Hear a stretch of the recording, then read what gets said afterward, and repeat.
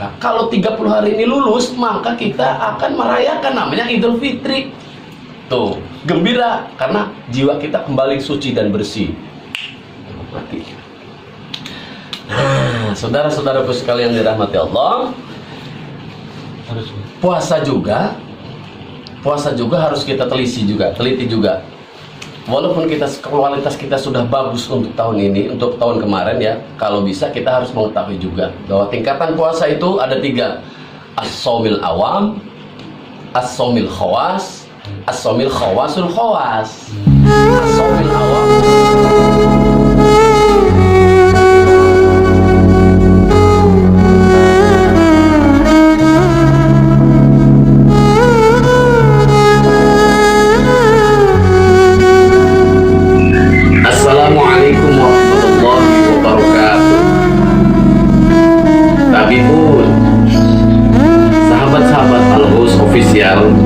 kembali lagi ke channel kita. Jangan lupa subscribe ya. Subscribe kalau masih ada warna merah berarti belum subscribe. Subscribe di channel ini Al-Ghos Official, huruf besar semua. Al-Ghos Official, ALGHOTS Official. Like, share, dan jangan lupa komen. Insya Allah di channel dakwah sebagai bekal di akhirat. Kunci maju cuma satu, jangan mundur. Assalamualaikum warahmatullahi wabarakatuh. Waalaikumsalam warahmatullahi wabarakatuh. Alhamdulillah wa syukurillah wa nikmatillah wa la hawla wa la quwata illa billahil aliyyil azim. Amma ba'du, ma'asyiral muslimin jamaah di mana saja Anda berada, mudah-mudahan malam hari ini kita semua diberikan kesehatan jasmani dan rohaninya, kemudian diberikan rezeki yang berlimpah ruah oleh Allah Subhanahu wa taala, dan diberikan keberkahan oleh Allah Subhanahu wa taala. Amin. Sahabat-sahabat nasihat di mana saja Anda berada, pada malam hari ini kita kedatangan tamu spesial yang bernama Habib Maulana Muzakir. Assalamualaikum. Waalaikumsalam warahmatullahi wabarakatuh. Waalaikumsalam. Gimana, sehat kabarnya, Bu? Alhamdulillah, sesuai seperti apa yang sahabat Nasih lihat, sehat walafiat, barakallah. Biasa bawaan menghadapi Ramadan, sehat benar, siap kita. Amin. Berarti tanpa ada hambatan sedikit pun ya, sehat ya? Kalau dikatakan nggak ada hambatan, ada hambatannya tadi. Hambatannya macet tadi, wih, nggak biasa-biasanya macet. Saking apanya, euforia dalam menyambut bulan suci Ramadan itu, masya Allah. Masyarakat ini benar-benar memang antusias ya, masih murni Islamnya, subhanallah itu. Jadi ada hambatan, walaupun nggak sebegitu signifikan atau sebegitu parah ya hambatannya. Real biasa ya, ada. Cuman sampai alhamdulillah sampai tujuan di Majelis Ta'lim Al-Ghos ini selamat, barokah dan sehat. Amin. Ya Allah ya Rabbal Alamin. Baik sahabat-sahabat nasihat di mana saja Anda berada, dan kita akan berbincang-bincang tentang menyambut bulan suci Ramadan. Bagaimana tanggapan tentang Habib Maulana Muzakir tentang menyambut bulan suci Ramadan?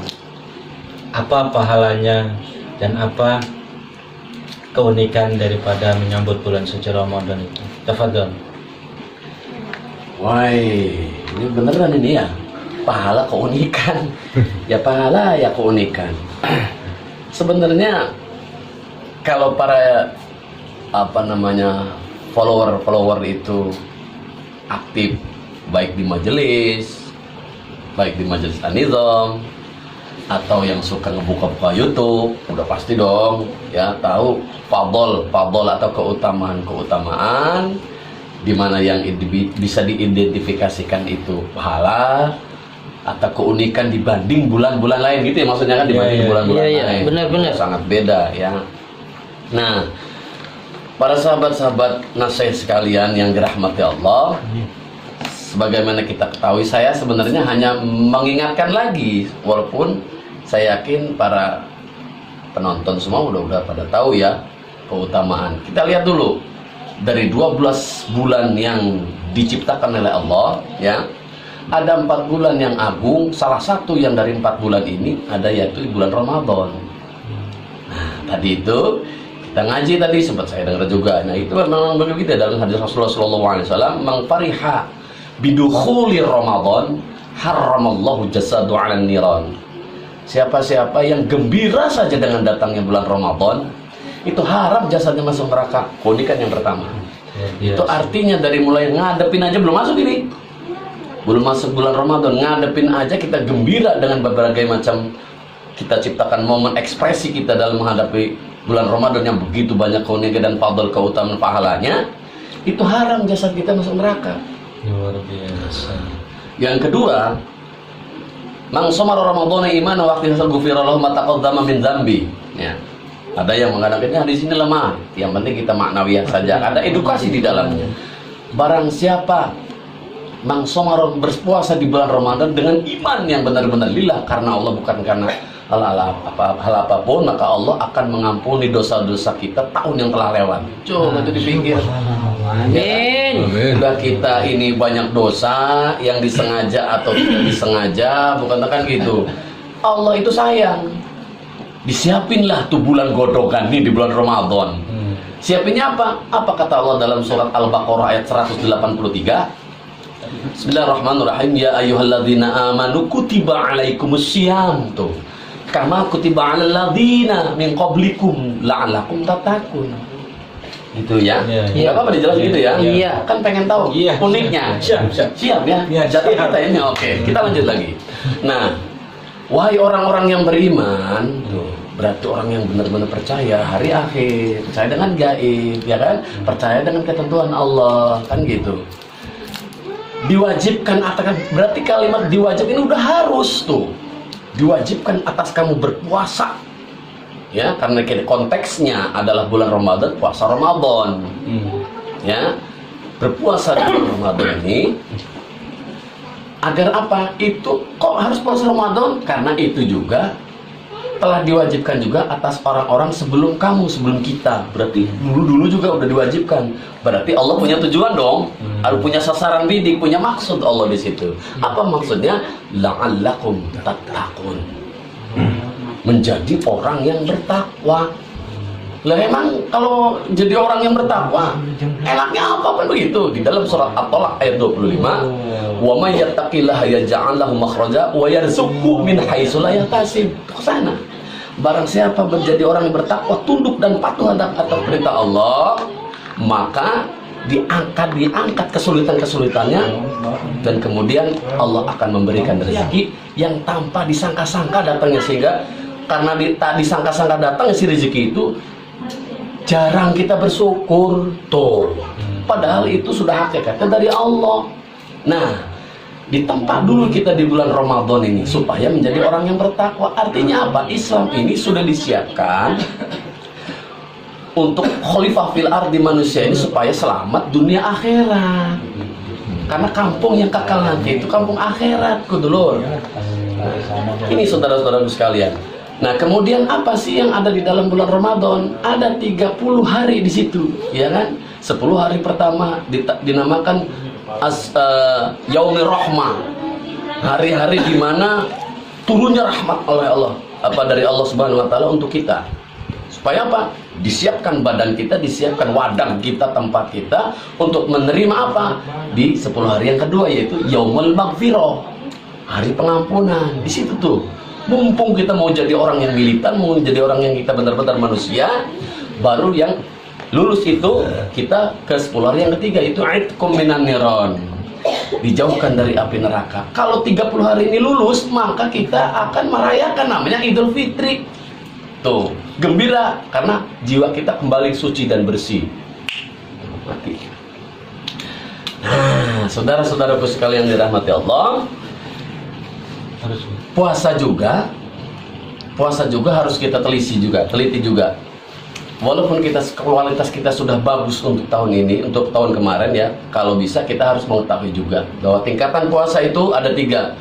As-shaumil awam, as-shaumil khawas, as-shaumil khawasul khawas. As-shaumil awam kita sudah sering ngaji, sudah sering dengar atau baca atau enggak sekelebatan enggak sengaja. Puasanya orang awam, banyak orang yang berpuasa menahan nafsu tapi nggak dapat apa-apa.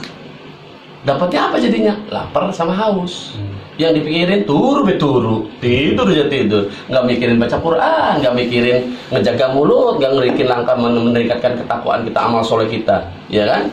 Itu puasanya orang awam, nggak dapat apa-apa, lapar sama haus.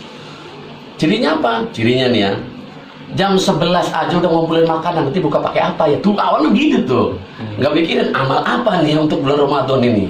Sebab ini setahun sekali datangnya. Terus kemudian nanti sahur di mana ya? Sahur pakai apa tuh? Nah, orang-orang puasa yang seperti ini akan disortir sama Allah. Biasanya tetap aja ngerasain neraka dulu. Tuh. Emang Ustaz enggak ngerasain juga, cuman klasifikasinya beda. Yang kedua, as-shaumil khawas, puasanya orang khusus.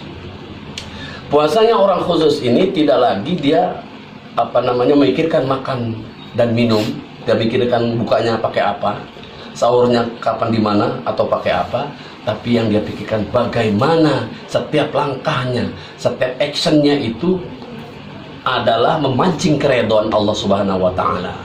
Makanya orang puasa khawas ini difilosofikan kalau yang namanya ulet, tahu ulet ya? Tahu.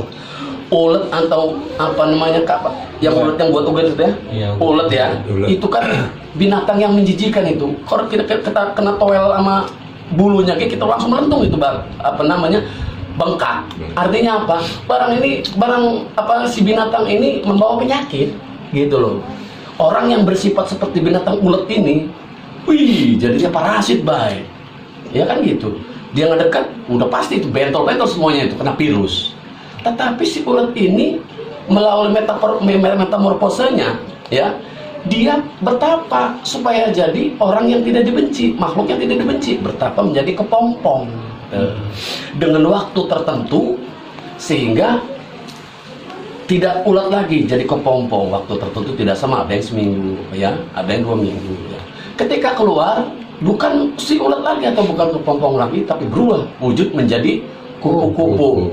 Kalau sudah makhluk binatang yang bernama kupu-kupu, tadinya itu nggak bisa terbang, si ulat tadi itu udah kupu-kupu bisa terbang melanglang buana kemana-mana. Cantik, siapa yang nggak suka sama kupu-kupu? Toh, cuman senajan walaupun begitu kupu-kupu nggak bisa kita asal megang.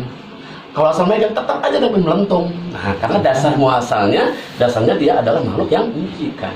Itu saudara-saudara, Ramadan ini adalah Ramadan bulan tempaan, kawah candra di muka untuk menjadikan kita manusia yang lebih baik, taat kepada Allah Subhanahu wa taala. Mudah-mudahan tahun ini semua kita dapat menjadi fitrah, dapat menjadi jiwa yang bersih dan jiwa yang hayatun nufus, jiwa yang hidup, ingat kepada Allah dan memancing keridhaan Allah. Begitu. Amin ya Allah ya rabbal alamin. Baik sahabat-sahabat Nasih, di mana saja Anda berada, mudah-mudahan kutipan ini bisa diambil pelajaran untuk sahabat-sahabat Nasih di mana saja Anda berada.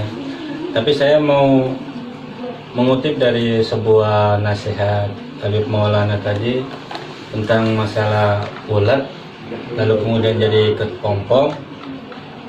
Ketika sudah menjadi kepompong menjadi kupu-kupu. Berarti filosofinya itu menjadi orang yang nakal dulu apa gimana? Ya. Menjadi orang yang nakal dulu. Ya. Lalu kemudian ada perubahan menjadi orang baik, lalu menjadi orang yang terbaik. Begitu ya filosofinya. Oh, maksudnya gini. Jadi kenapa kita analogikan ke sana, filosofikan ke sana? Pada dasarnya manusia itu dilahirkan suci, bersih, tidak dosa. Tetapi orang tuanya lah yang menjadikan kita ini Nasrani, Yahudi, Majusi atau Islam. Bagaimana? Tergantung pembentukan lingkungan kita sendiri, lingkungan keluarga, ya kan? Ya. Lingkungan sahabat kita, lingkungan sekolah kita, ya kan? Lingkungan pergaulan kita yang akan membentuk kepribadian kita, bukan hanya dari makanan saja, ya. Dari pribadi inilah kebanyakan yang namanya agama itu kan aturan. Aqoma yuqimu iqoman, ya, asal kata dari Akoma yukum namanya agama itu aturan. Jadi peraturan. Peraturan apa? Karena kita muslim, peraturan kita Islam. Aslama Muslim. Peraturan yang membawa keselamatan kalau ngikutin aturan. Kalau tidak mengikuti aturan, maka yang ada kita melanggar aturan sehingga kita seperti si binatang tadi itu, banyak durinya. Selalu membuat orang tidak nyaman. Hadirnya kita orang gelisah pakainya pergi aja karena tidak nyaman, bawa penyakit kitanya itu. Tapi kalau kita ini ngikutin aturan, orang itu merebut, seneng duduk dengan kita karena tidak ada yang mengkhawatirkan atau membahayakan. Makanya difilosofikan orang-orang yang jauh dari real agama atau jauh dari melanggar dia selalu melanggar aturan agama, difilosofikan sebagai ikan binatang yang banyak racunnya. Tuh, yang sehingganya menimbulkan bakteri atau penyakit. Begitu, Ustaz. Boleh satu pertanyaan lagi? Boleh, 7 gero papa itu apa? Untuk sahabat-sahabat ngajar di mana saja Anda berada, bagi orang-orang yang bertalabul ilmi. Insyaallah. Nah, mudah-mudahan sahabat-sahabat ngajar di mana saja Anda berada bisa mencari kesimpulan daripada talabul ilmi tersebut. Insyaallah, insyaallah. Ketika kita mencari ilmu, apa keunggulannya atau faedahnya, itu seperti apa menurut Habib Maulana? Keunggulan faedahnya kita menuntut ilmu. Ya. Wih, bagus. pertanyaan ini sangat saya suka. Yang pertama, Allah itu sudah ngatur dalam Al-Qur'an, ya. Yarfa'illahu alladzina amanu minkum walladzina utul ilma darajat. Ya. Allah itu akan mengangkat orang-orang yang beriman dulu. Karena dengan iman tadi itu dia pasti membutuhkan ilmu. Karena dengan ilmu hidup akan menjadi mudah. Nah, dengan sababiyah iman dan ilmu tadi itu, dan sendirinya nanti Allah yang akan kita, tenang aja. Tuh, ya. Di dalam surat Al-Anfal ayat 2, innamal mu'minuna alladzina idza dzukirallahu wajilat qulubuhum wa idza tuliyat 'alaihim ayatu zadatuhum imanan wa 'ala rabbihim yatawakkalun. Yang dikatakan orang-orang beriman, yang orang beriman nih ya, apabila disebut nama Allah, apabila diajak zikir, ya kan, apabila disuruh dukung orang zikir, wajilat qulubuhum, bergetar hatinya. Allahu Akbar, Allahu Akbar, dengan dizikir terus ingat sama Allah, sudah ingat sama Allah, bergetar hatinya. Wa idza tuliyat 'alaihi ayatuhu, dan apabila kamu membaca Al-Quran, diajak baca Al-Quran, diajak ngaji, diajak menuntut ilmu, nah termasuk tuh di situ thalabul ilmi, belajar tajwid dan sebagainya yang kaitan dengan kita keilmuan tentang Al-Quran, ilmu juga kan gitu. Ayatu zadatu imana wa ala rabbihim yatawakkalun. Nah, dia akan bertambah imannya, akan naik imannya. Dengan naik imannya tadi itu pasti dia menuntut banyak berpikir untuk bagaimana dia menambah ilmu dan menambah ilmu lagi, supaya iman dia itu bukan hanya iman yang istilah menara yang tegak lurus, tapi mempunyai tolok ukur, mempunyai satu tarikan yang untuk melejit langsung ke atas lagi, sehingga Allah akan menaikkan derajat kita lebih mudah lagi. Allah firman, dan Allah maha mudah sebenarnya.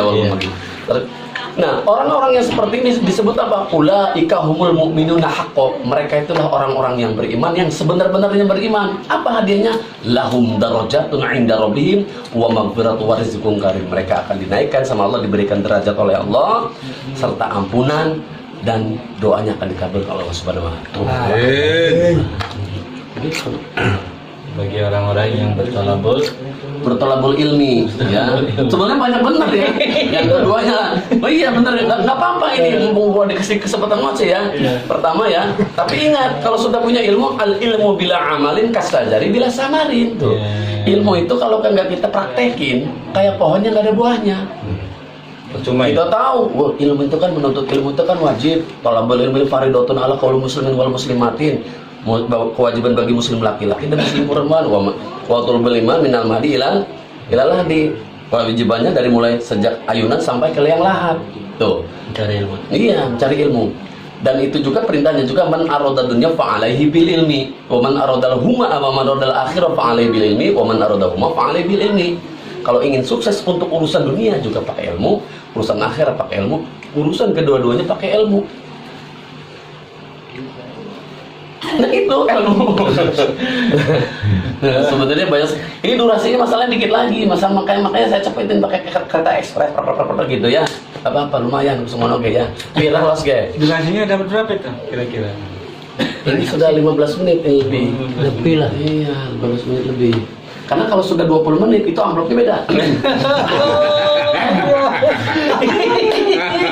Bercanda, sahabat apa nase? Iya, sih penting mah peminum ku. Murni gitu sih Allah.